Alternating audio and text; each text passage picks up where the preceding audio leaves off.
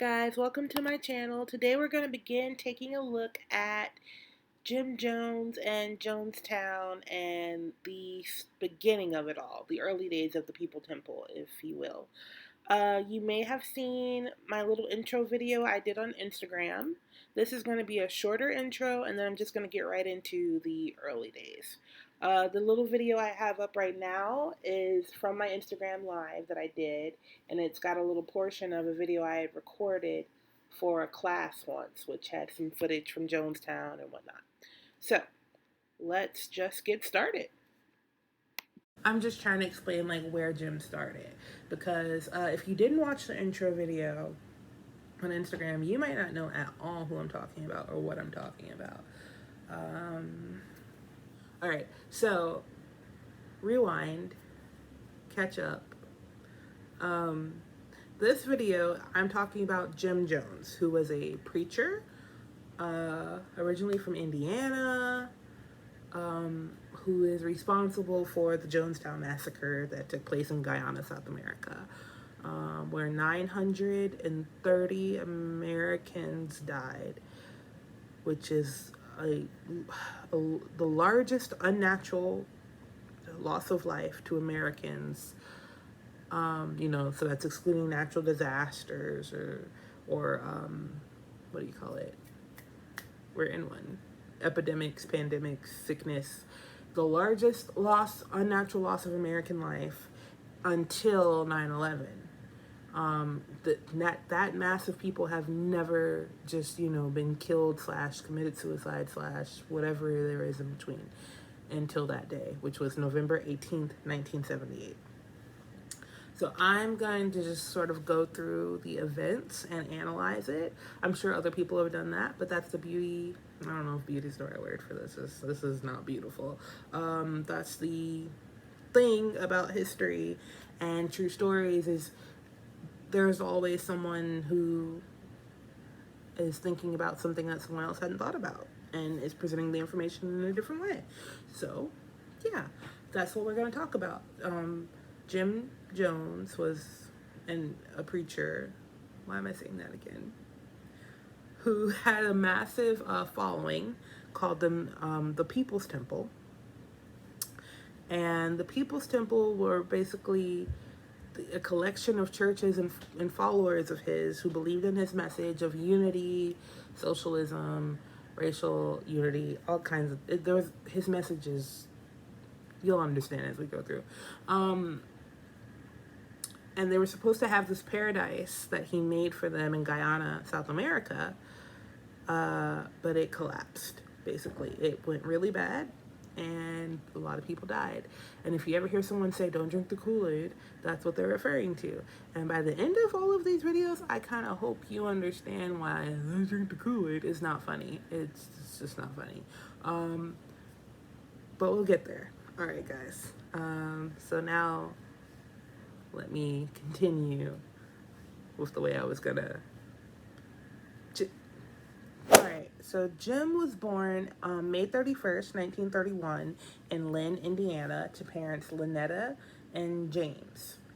Jim's not a junior, by the way, because his father's name is James Thurman Jones, and his name is James Warren Jones. So, but anyway, so he was born to parents Lynetta and James, and he didn't have a good relationship with his father. His dad was injured in World War I, had trouble finding, good work, and he was probably already an agitated person from his time in the war, but also he and Jim didn't get along because he didn't accept Black people, and Jim from an early age has just been very accepting, very open to other races and people. So they did not mesh, I'm sorry. Like, he would refuse to let Black children in the house. There's like this one story that was told, I think Jim used to tell it, about how he brought a Black friend home, and his dad was like, you're not bringing him in the house. And Jim was like, well, no, I'm not coming in the house either. And that was like, that was the whole thing. So they didn't get along. But he did have a close relationship with his mom. I mean, he had a very close relationship with his mom. His mom was around him till the end of her life. So, you know, yeah, they were close, but it's interesting. So I was reading about, there was one of the books where I was reading about his childhood, and how he was raised just is very interesting. First of all, he had a lot of time on his own because his parents were working, and back then children were a little bit more free range, I guess I want to say. But like, it's interesting. So one of the rules he had when he was a kid was that he couldn't be in the house, or he couldn't bring people in the house, I guess, if his mom wasn't home, which is it makes sense. That's a normal rule. And he did once. He wanted to show these kids this projector he had gotten. He wanted to show them a projector and put it up on his wall and show them. I don't know what kind of projector it was. It was probably, it wasn't like super technology, because like I said, they were poor, but whatever. He had a new projector. And so he wanted to show his little friends, and he did, but his mom came home early and caught him, and like whoever was with him says they just remember her like chasing him around the house with the strap or something. I don't know. And so that's one thing. But on the other hand, another story I read said that, Jim kind of got into this habit of stealing from the local convenience store. He would just take candy or whatever. And instead of his mom, as far as they know, instead of his mom, chastising him, telling him stealing's not good, making him pay for it, yada yada, what she would kind of do is she started basically collecting a tab at the end of the week on the things that he had stolen. She'd pay them back. But that's pretty wild. Like, I don't know about you, but I don't think a lot of parents would be like, oh, okay, he got you again, huh? And just like collect the tab on it. So I thought that was pretty interesting, especially considering like in some ways she seems a bit strict, but in some ways it's like, whatever. He stole from you. How much did he steal this week? $10. I got you. Probably not $10. $10 would be a big deal. It's probably like two, but I thought that was strange. Anywho, so, oh, okay. At one point, they even made it into the local paper. Okay, basically, I took entirely too long to tell this story. The only thing you need to know is that in 53, that someone wrote an article about how when Jim was a little boy, which obviously wasn't in 53 because he would have been 20.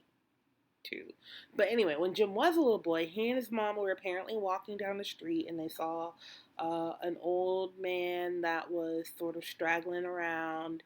And Jim asked him, "Oh, why are you so sad?" And the old man was like, "Well, I don't have a friend in the world. I have no money. I have nothing."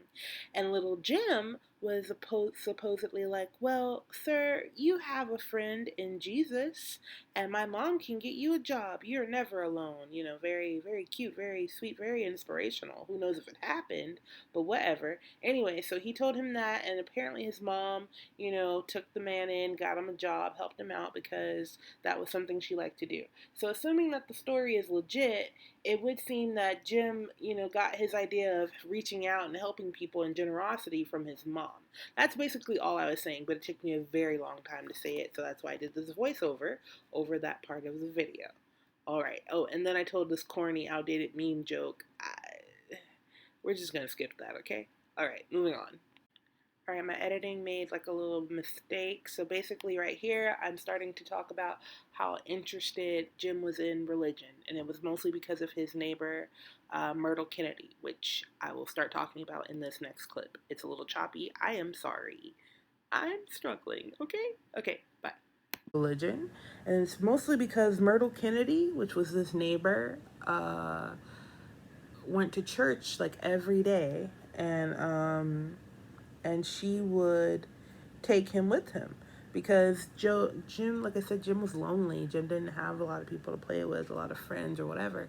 So he sort of latched on to her, and he loved going to church with her. And so he would go to church with her every day, and he wanted to impress her. So he would learn the things in the Bible. He would listen. He would, get really into it. And that's where his interest in religion basically started.